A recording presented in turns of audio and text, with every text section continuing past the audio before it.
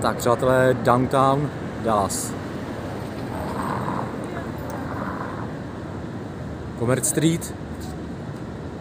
Tady tamhle vzadu, jak teď jde to auto. A my se teď vydáme cestou. Pozor holky. Tamhle na Reunion Tower. A odtaď pak jdeme někudy na JFK Memorial, tedy myslím, jsme ob ulici dál. Je to peklo, to počasí, je to peklo, ale ještě horší jsou ty klimošky tady. Ty lidi jsou úplně blázní, to jsou magoři ty lidi s těma klimoškama, opravdu. Já s vám mluvím. Mám pocit, že už mám 40 horečky, ale potím se jako prase, takže jo. Ještě takhle mrkneme na tohleto, na ulici. Tady bude takhle. A public parking. Samý Charger, u nás je to znamená postranná Škodovka.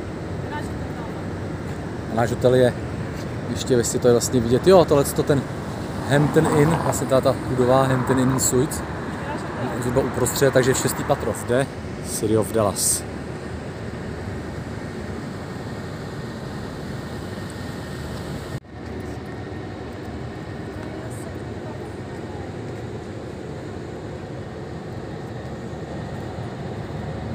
A zde Pioneer Park. A tamhle hodně starých hřbitov. Od nich nějakých zakladatelů, co tady založili operní obchod a tak.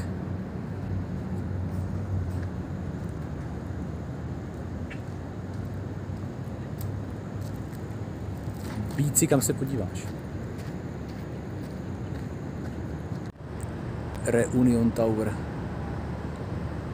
My jdeme tamhle teď. Ten starý baráček, co to je, možná City Hall stará, uvidíme.